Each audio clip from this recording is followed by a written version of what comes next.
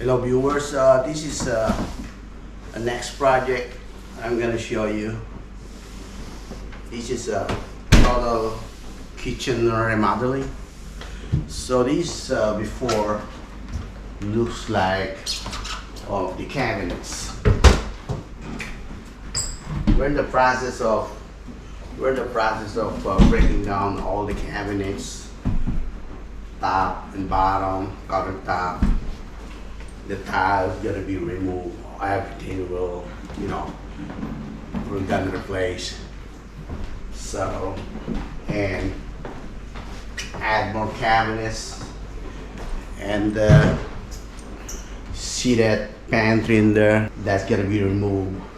Continues on the wall there. Add more storage, cabinets in there. So.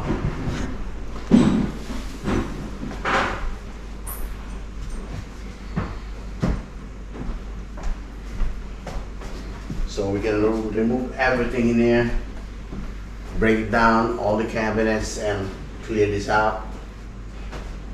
Replace the floor. All right. So,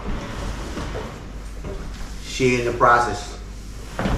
To start with the demolition, you need to analyze first what you're gonna do on the kitchen. You need to have a plan. This kitchen is total remodeling, replacing all cabinets and countertops, removing the partitions of used to be a pantry. So total different look. The backsplash between the wall between countertop and the top cabinet should be removed. First thing I did to secure all the electrical, all the plumbings, because you cannot remove the electrical. Plumbing need to be updated later. So you need to be secure while somebody working on the wall, somebody working on the need of the base cabinet. So also don't want have a problem for the electrical and the plumbing. We know the cabinet we're gonna go. Whatever you want to do in the cabinet by removing that, it's fine. You can break it down into pieces from the wall. The problem of this kitchen before, the flooring area is connected to the living room area, and the flooring area is too high, 3/4 of an inch higher than the living area. The people who did this before, they put the tiles on the top of the old one. So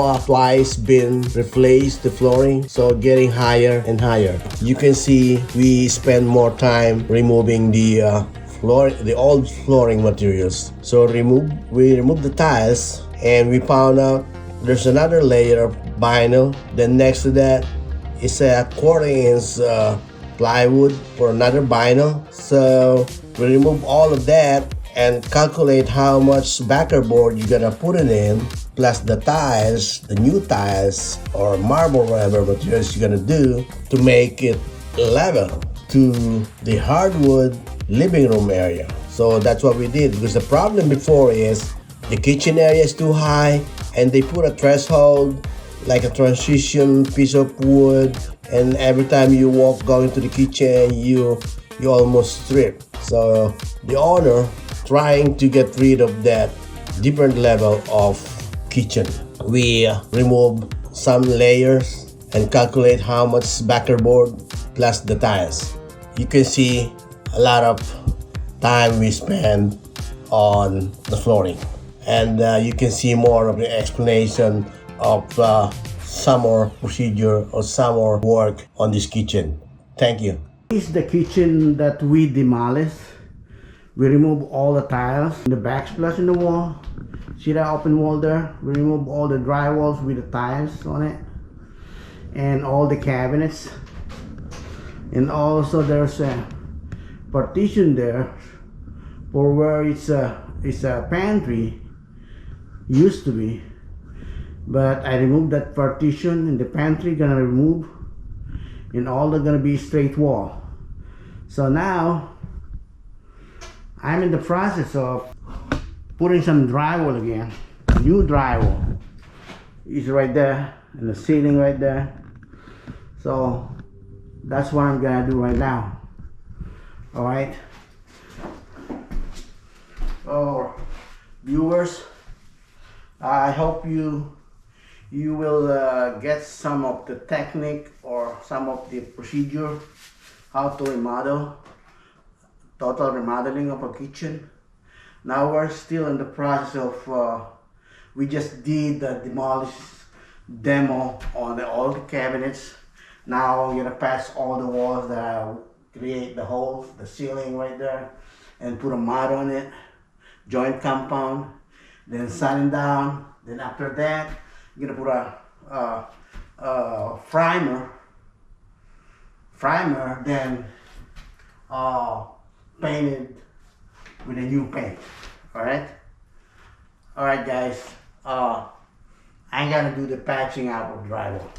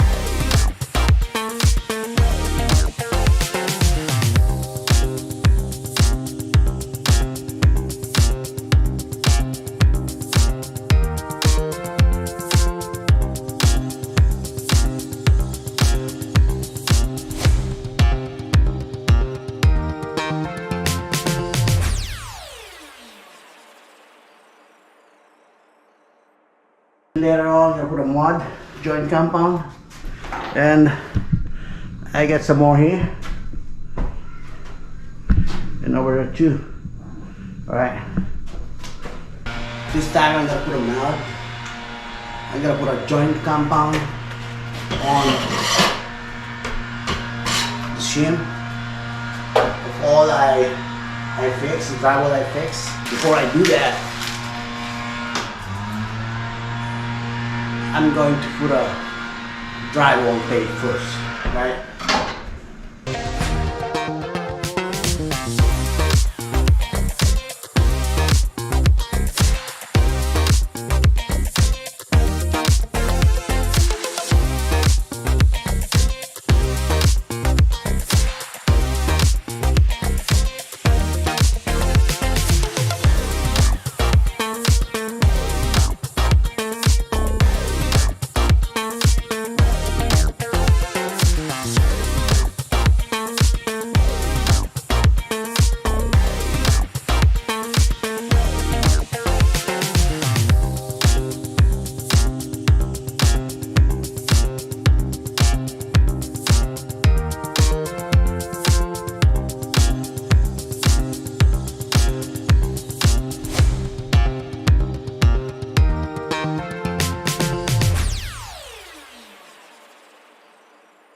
Before I apply this joint compound, and a lot of people call it mud, I'm gonna stir it first to make it smooth.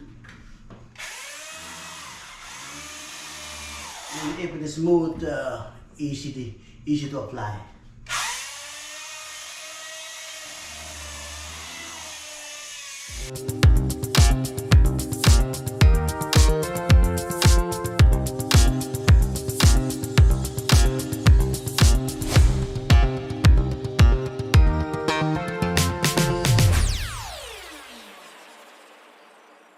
Process of putting backer board,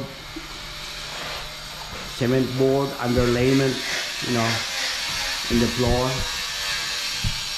It's right there. The purpose of that is to stick the adhesive to the backer board and put the ceramic tiles or porcelain tiles on top of it, because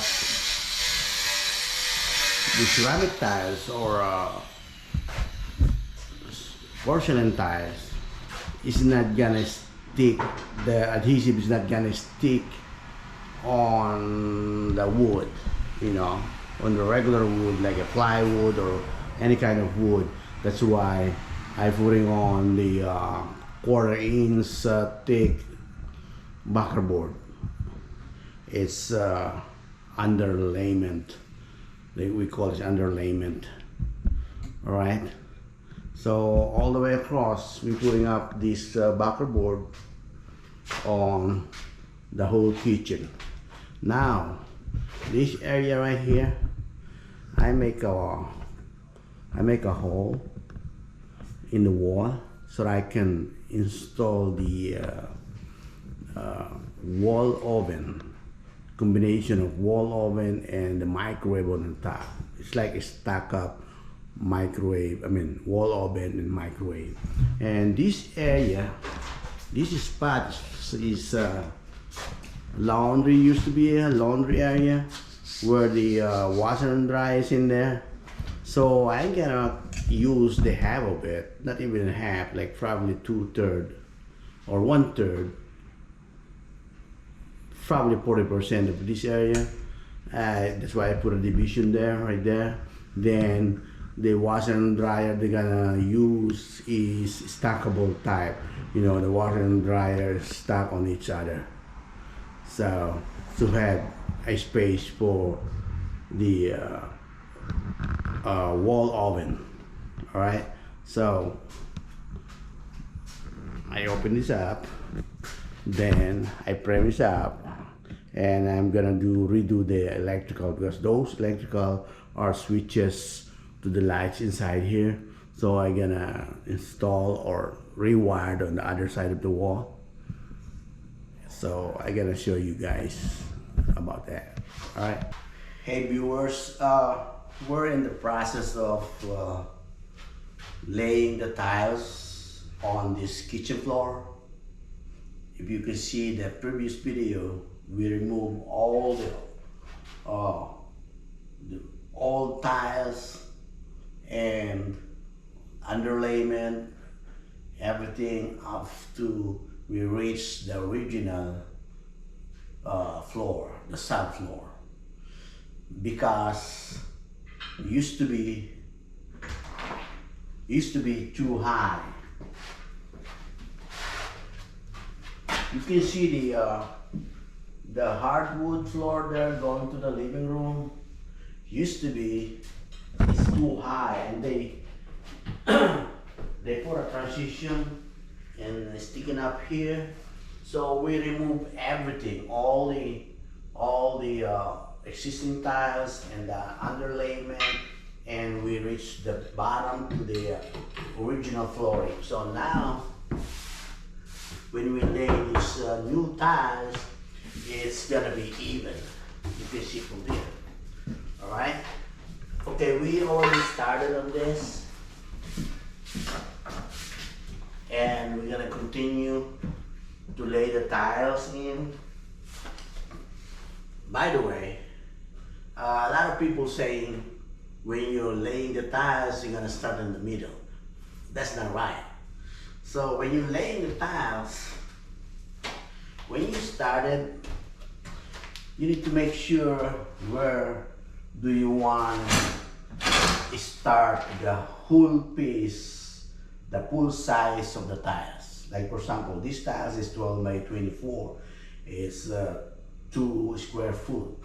So I start over there because I want to see the full size of the tiles when they enter here.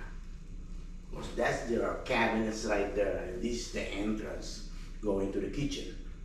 And there's another, island counter over here on this area. But anyway, you need to start on the straight side. Which one is perfect square? You're gonna start with that. If you didn't start on the square side, the whole tile is gonna be not a square. You know what I mean? It's not perpendicular to each other. So you can see this hardwood right here going to the living room. These tiles. When we first started, I noticed this flooring, the hardwood flooring, is not straight. When we lay the tiles to make it perpendicular, it's not square. So I cut this edge of the hardwood floor to make it straight to start with. If I didn't do that, all our tiles gonna be, slanting like that. It's not square. All right. So that's the very important to do. You need to check where you're gonna start it. If you're gonna start it here, need to be square wall to start with. If not, you're gonna make it square. Your tile's gonna start on a square line. All right. Okay. Well, we'll continue this laying down the tiles.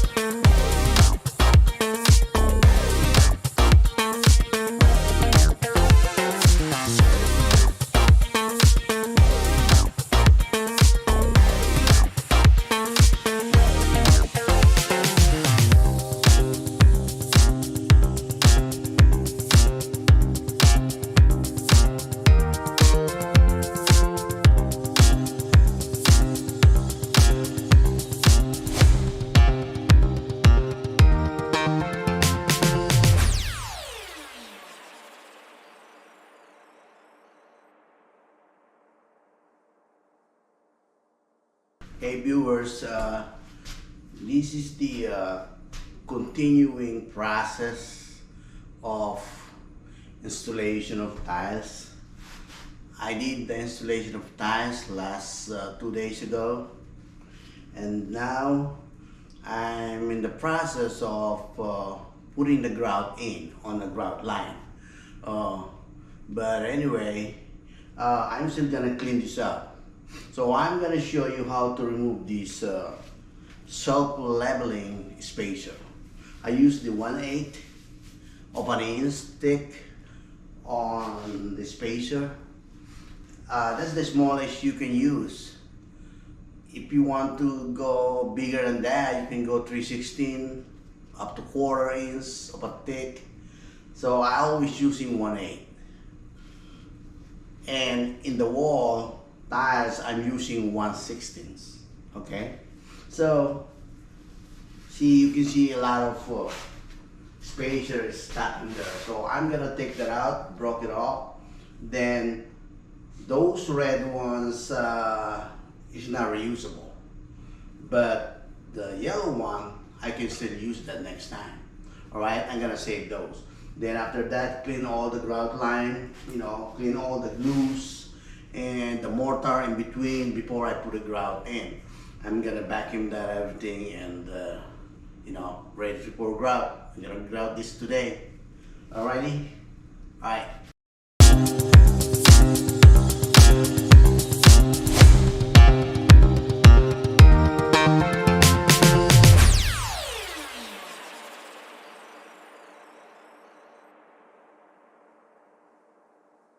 All right, viewers,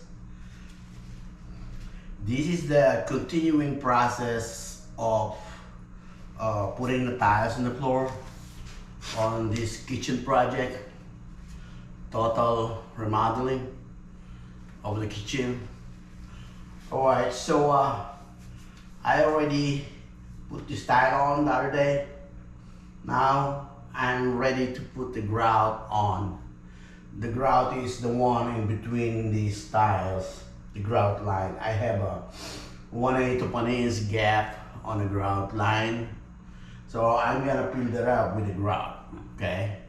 This kind of grout is premium, and I don't need to put a sealer on it, because some of the grout, when you apply it after 72 hours, you need to seal it, you know, put a sealer on it, so that when you clean this up with the water, it's not gonna get moldy, and the water not gonna penetrate on it.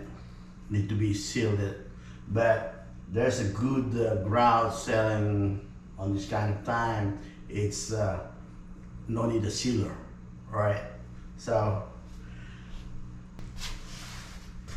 while you're putting the grout, when you're applying the grout on the grout line, you need to have this rubber float, and of course spatula. You got another one there, the big one, and you apply it to the floor and wipe it up and press the. I'm gonna show you how to do it. Okay. Gotta put this mixed grout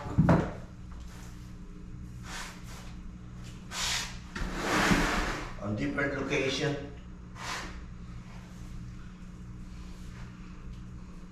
Of course, on this area, the first area that you're gonna grout in, you're gonna put a grout on.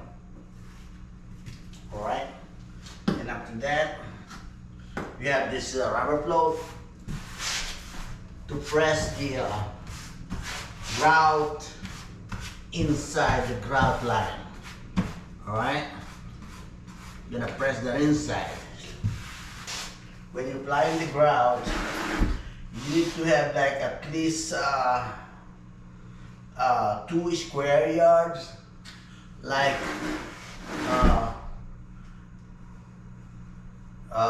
3 by 3 feet. The reason you don't need to put the whole area, because of this grout mixture gonna dry. Okay? So once you apply this on a 3 by 3 feet area, you're gonna start cleaning it before when you get dry. Okay? Okay. So I got the big area. Then I'm gonna wait till it gets hard a little bit. Then after that, I'm going to use the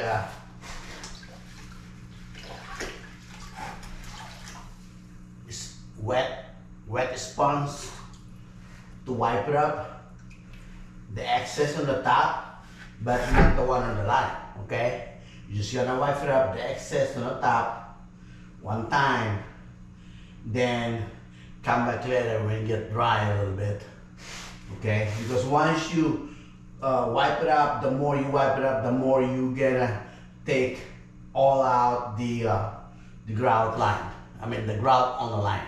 Alright, so I'm gonna wait for that, and I'm gonna do this right side. Alright.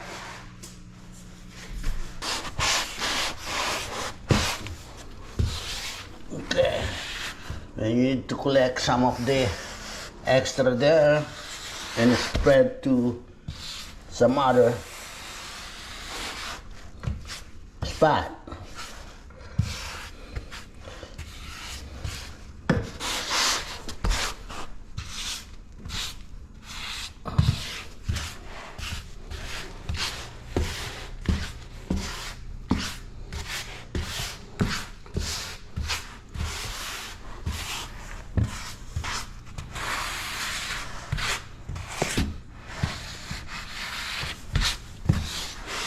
Okay, I need to put some more on this spot.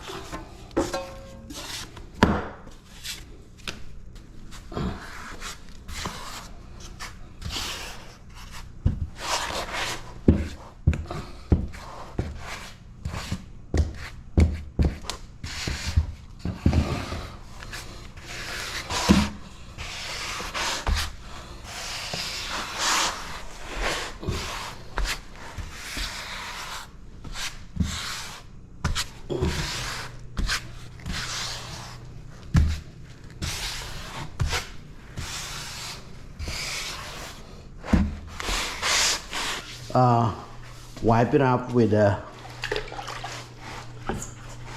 wet sponge. This area, the first one that I did before, will get really dry. Okay. I'm gonna remove my gloves. Gonna get wet.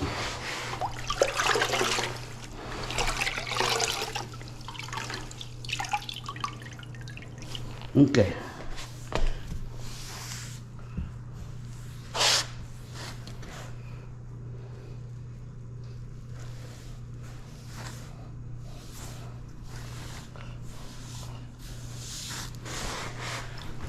Then you're gonna rinse the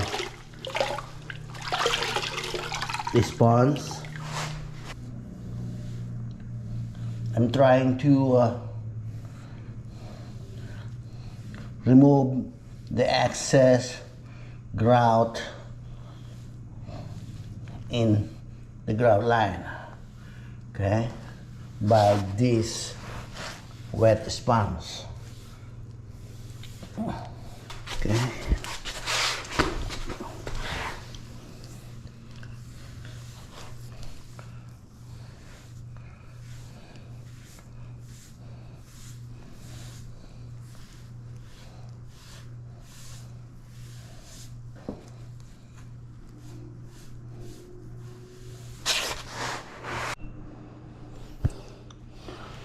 Okay, I'm in the process of buffing up these tiles.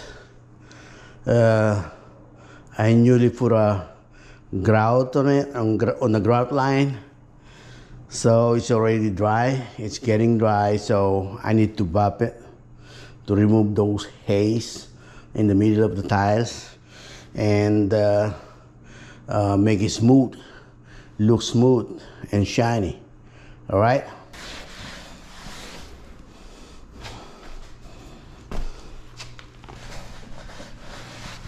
Last processing is buffing empty to remove all those haze, the white stuff on the top. But if you're gonna wait this till tomorrow, it's hard to take it out. Yeah, it need to be before it gets dry really hard. yeah. Then you can wipe it or whatever. Hard to wipe it up. So it need to be wipe it off right now.